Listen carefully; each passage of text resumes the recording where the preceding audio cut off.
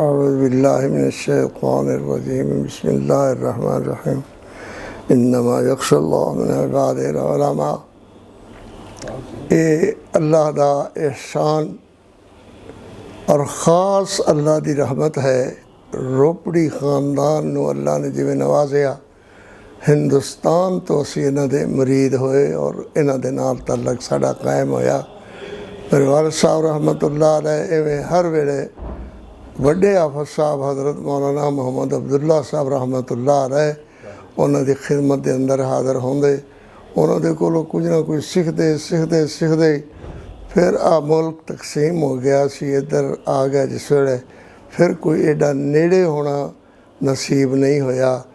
حضرت حافظ صاحب رحمۃ اللہ علیہ جلسیاں تے جاندے سن، وڈے حافظ صاحب حافظ عبداللہ صاحب ان حالات دے باوجود بھی ساڑھے پنجاب دے جڑے جلسے سنو جاندے، مختصر سی غذا کھاندے، من تو غذا ہی سمجھ نہیں آندی پئی انہی کی چیزاں کوئی بادام اتنے پایا جائے اتنے پایا جائے پا کے بس اس نوں چمچی نال کھا لیندے تے الحمدللہ ایسی عجیب تقریر کردے، منطق دے اندر نحو دے اندر مڑی ہوئی تقریر ہوندی۔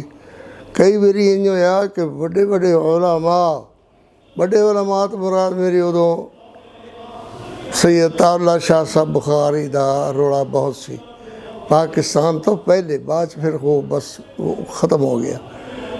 تے حضرت حافظ صاحب نے رحمۃ اللہ علیہ نے تقریر فرمائی تے ہن تقریر کرنے سے تعلق شاہ صاحب بخاری نے فرمانے لگے بس بھائی عبداللہ کے بعد تقریر کرنا بدعت ہے، تقریر عبداللہ کے بعد حافظ عبداللہ کے بعد تقریر کرنا بدعت ہے، لہذا میری تقریر کی ضرورت نہیں ہے۔ اس طرح بھی کئی مناظر دیکھے تو بہرحال الحمدللہ پڑھایا جو کچھ ہے میں دیوبندی بنارس جو سن انہوں دے کولوں زیادہ پڑھیا ہے۔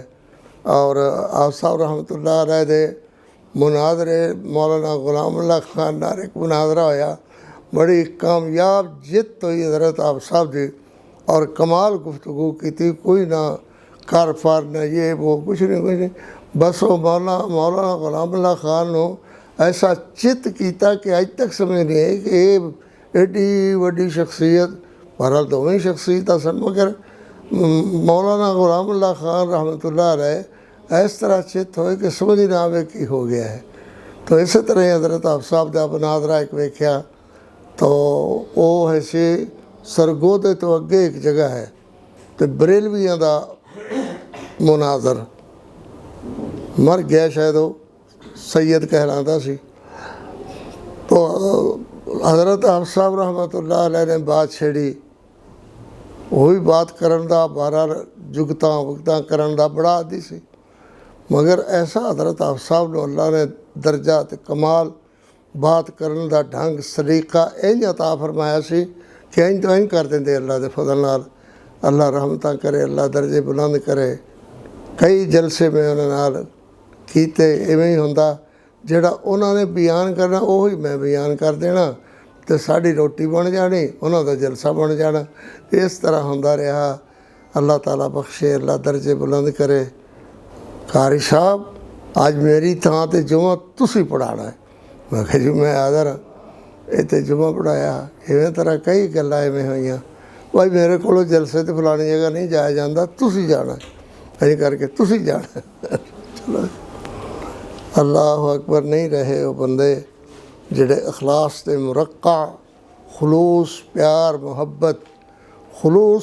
محبت، یہ شک نہیں وڈے آپ صاحب سارے مہربان یا حضرت آپ صاحب سارے ٹھیک نے، مگر انہوں نے ایک راہ دسی ہے زندگی دی راہ، جڑی چنگے بندے دی زندگی دی راہ ہے وہ کیویں چل سکتی ہے، وہ اس طریقے نال چل سکتی ہے، این چلتی ہے، اس طریقے نال چلتی ہے۔ اے جی گلاں شلاں میں تو آندیاں کوئی نہیں بھائی، تو پھر انشاءاللہ کس نے اللہ خیر کرے۔